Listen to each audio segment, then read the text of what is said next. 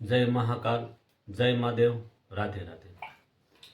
હવે એક નવો પણ પ્રશ્ન આવ્યો છે અને પ્રશ્નો જે પૂછે છે એ તો મને બહુ આનંદ થાય છે કે અત્યારની યુવા પેઢી આ બધું જાણવા માગે છે. જાણવું છે કે આપણે જે સંસ્કૃતિ જે છે, સત્ય સનાતન સંસ્કૃતિની પરંપરા, ઋષિ પરંપરા છે, એ કઈ રીતની છે અને આ બધું આની અંદર વણાયેલું છે તો શા માટે અને શું એમ. તો એને પ્રશ્ન મને એવો કર્યો કે દાદા એ કે આરતી જે છે, આરતી કે આપણે જે ઉતારીએ છીએ એનો નિયમ કેવો અને કઈ રીતે ઉતારવી અને કેમ ઉતારવાની. બહુ મસ્ત વાત છે આ, બહુ સમજવા જેવી વાત છે ટૂંકમાં. તો કે આપણી સત્ય સનાતન સંસ્કૃતિની આદિ પરંપરાથી જે હાલી આવતી કે આરતી કરવી. હવે જો આરતી કરવામાં તો એવું ન સમજી લેવું કે આપણે વાટ મૂકી ઘીવાળી અને ઘી દિવેલ પૂર્યો અને અગર ઓલે બાકસથી પેટાવી દીધી, દીપક પ્રગટાવી દીધો અને આમ ઉતારી નાખી, એવું નથી. પણ તમે જ્યારે મંદિરે જાઓ, આરતી ચાલુ થાય એટલે ઘંટનાદ વાગે, પૂંજારી જે છે એનું ગરુડ ઘંટડી વગાડતા હોય ને એ આરતી ઉતારતા હોય છે. એટલે આપણે માણસે પોતે ભગવાનને સમર્પિત થઈએ છીએ મનથી અને આત્મમાંથી. જે સમર્પિત ભગવાનને થાય છે, કારણ કે દીપક એવો છે વસ્તુ કે દીપક પ્રજ્વલિત થાય એટલે માણસના મનની અંદર રહેલો અંધકાર દૂર થાય. અમારા જીવનમાં રહેલો અંધકાર તમે દૂર કરો, આત્મા પર પડેલો અંધકાર તમે દૂર કરો. પછી એની અંદર કપૂર સળગાવવામાં આવે છે આરતીની અંદર. કપૂર ગૌરમ કરુણા અવતારમ સંસાર સારમ ભુજગેન્દ્રહારમ. જ્યારે કપૂર જેની અંદર મૂકીને પ્રજ્વલિત જે થાય છે, એટલે જે કપૂરનો જે ધુવાડો થાય છે, એટલે માણસ એમ કહે છે તમે મારું અભિમાન તમે સળગાવી દો, તમે બાળી દો. એ આપણું અભિમાન સળગી જાય છે, બાળી દેશે. અને એનો જે નિર્મળ જે ધૂપ અને ધુવાડો જે નીકળે છે તે અમારા જીવનની અંદર પ્રફુલ્લિત થાવ.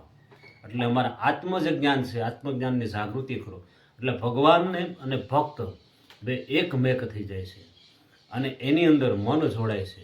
અને જોજો તમે જ્યારે આરતી બહુ શાંતિથી નિરાતે આરતી થતી હોય ને તમે એક લીન થઈ જાઓ છો, તલ્લીન થઈ જશો, કારણ કે બીજા કોઈ વિચારો બહારના આવતા નથી.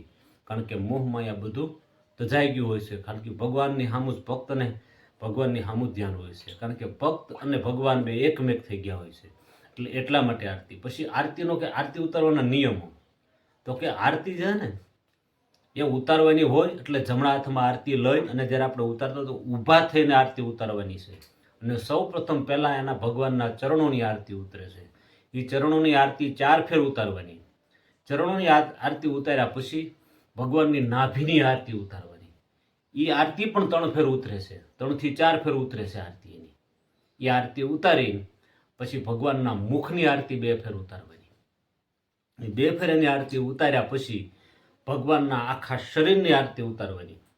કારણ કે આખા શરીરની આરતી ઉતારવાનું કારણ શું છે? કારણ કે ઈશ્વર છે, ઈશ્વરનું જે શરીર છે, જે એનું ફરતું જે તેજ છે એ અમારા જીવનની અંદર સમાય. અને જ્યારે અમારું જ્યારે છેલ્લી ઘડી હોય, છેલ્લો ટાઈમ હોય, તો હે ઈશ્વર મેં તને યાદ કરી, હે પરમેશ્વર, તો હે પરમાત્મા અમે તમારામાં સમાઈ જઈએ એવા ભાવથી. કારણ કે એને ભગવાનને ઓળઘોળ થઈ જવાનું છે. આપણે એની આરતી 7 ફેર એની આરતી ઉતારવાની હોય છે. અને એ આરતી ઉતર્યા પછી આરતી નીચે મૂક્યા પછી આપણે એમ કહીએ છીએ ભાઈ એની ઉપરથી આરતી ઉપરથી જળ શા માટે ઉતારીએ છીએ?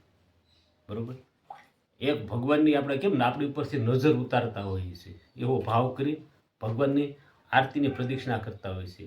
કે જે આરતી તમને ઉતરી છે, જે આરતી તમારી ઉતરી છે, એ પણ એટલી બધી શક્તિશાળી છે કે જે આરતીના એમની દર્શન કરશું, તમારી જે આરતી ઉતારી છે અંગોની અને તમારી એ આરતીના દર્શન કરીશું તો અમને એમારું કલ્યાણ થશે. આવા ભાવથી અને આવી રીતે આરતી ઉતારવામાં આવે છે. અને અત્યારે તો ભાઈ જો મંદિરો છે, આમાં અત્યારે આરતી ક્યાંક તો આરતી ભાઈ વગાડતા હોય છે તાળીઓને, જ્યાં સુધી આરતી ચાલુ હોય ત્યાં સુધી આરતી. ના, એના નિયમથી ઉતારો આરતી. કારણ કે તમે જે આરતી ગાવશો ને એને આ આરતી ઉતારવાનું કોઈ પણ કાંઈ લાગે વળગતું નથી. એ તો આરતી ઉતરી જાય પછી તમે બેઠા બેઠા પણ આરતી તમે ગાઈ શકો છો. એ શક્ય વસ્તુ છે. આવો શાસ્ત્રોનો મત છે. જો નિયમથી આરતી ઉતારવામાં આવે તો બસ આરતીનું આ જ મહત્વ છે, બીજું કે મહત્વ છે નહીં. પણ એના નિયમ, એના મહત્વ, અને એનાથી ઉતારશો, એ રીતે આરતી ઉતારશો તો તમારી આરતી સફળ થશે. બરોબર, એના નિયમ પ્રમાણે આરતી ઉતારો, આવું શાસ્ત્રોનું મત છે.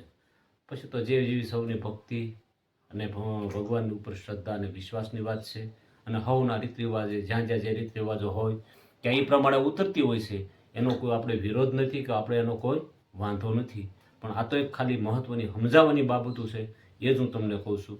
બાકી આપણે કોઈને એવું કહેતા નથી કે તમે આમ આરતી ઉતારો આમ ઉતારો. હવની રીતે હવ ઉતારતા હોય છે.